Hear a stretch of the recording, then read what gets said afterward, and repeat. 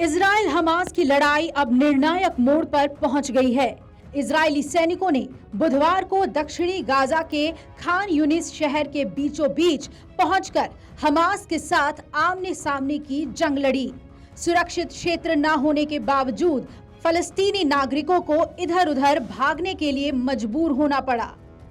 7 अक्टूबर से जारी 2 महीने का ये संघर्ष बुधवार को सबसे भारी चरण में पहुंच गया है। यहां इजरायली जंगी विमानों ने घनी आबादी वाले तटीय क्षेत्र के लक्ष्यों पर ताबड़तोड़ बमबारी की।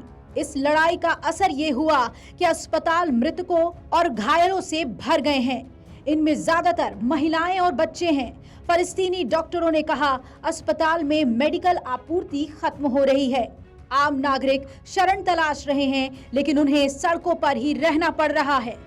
इजरायली सेना बुधवार को टैंकों के साथ दक्षिणी शहर की तरफ बढ़ी और खान यूनिस शहर को घेर कर गोलीबारी शुरू कर दी।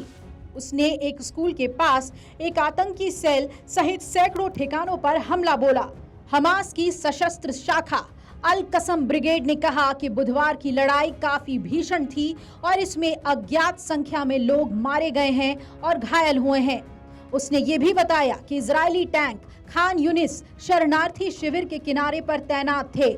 गाजा में संघर्ष के बीच संयुक्त राष्ट्र महासचिव एंटोनियो गुटेरेस ने बुधवार को बड़ा कदम उठाते हुए यूएन चार्टर के अनुच्छेद 99 को लागू किया और औपचारिक रूप से गाजा में स्थिति को संयुक्त राष्ट्र सुरक्षा परिषद में भेजा है।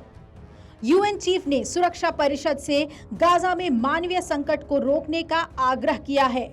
मीडिया रिपोर्ट के मुताबिक गुटेरेस ने यूएनएससी के अध्यक्ष को एक चिट्ठी लिखी है, जिसमें उन्होंने कहा है कि संघर्ष ने इजरायल और अधिकृत फलस्तीनी क्षेत्र में भयावह मानवीय पीड़ा और मानव विनाश पैदा किया है। साथ ही संयुक्त राष्ट्र प्रमुख ने गाजा के नागरिकों की दुर्दशा पर भी रोशनी डाली, जो कि गंभीर खतरे का सामना कर रहे हैं। गुटेरेस ने आरोप लगाया कि गाजा में नागरिकों के लिए कोई प्रभावी सुरक्षा नहीं है और कोई सुरक्षित नहीं है।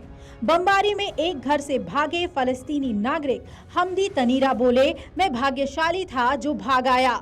उस घर में 20 बच्चों समेत 30 लोग सो रहे थे, उनमें शायद ही कोई बचा हो। एक अन्य जीवित बचे अमल मेहदी ने कहा, ये एक चमत्कार था कि हमें मलबे से निकाला गया। नासिर अस्पताल के डॉक्टर अल अहद ने कहा, मैंने ऐसा दृश्य कभी नहीं देखा था। लाशें रखने की जगह नहीं है, इलाज कर पाना मुश्किल है। ताजा संघर्ष में दक्षिणी गाजा में सहायता आपूर्ति बुरी तरह से प्रभावित हुई है।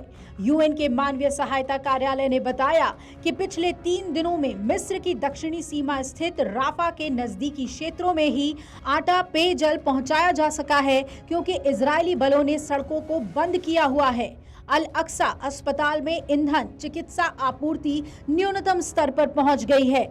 वहीं इजरायली रक्षा बलों ने बुधवार को एक अनजाने हमले पर खेद भी जताया। इसमें एक लेबनानी सैनिक की मौत हो गई, जबकि उसने हिजबुल्लाह से जुड़ी पोस्ट को निशाना बनाया। उसने कहा, घटना की समीक्षा की जा रही है।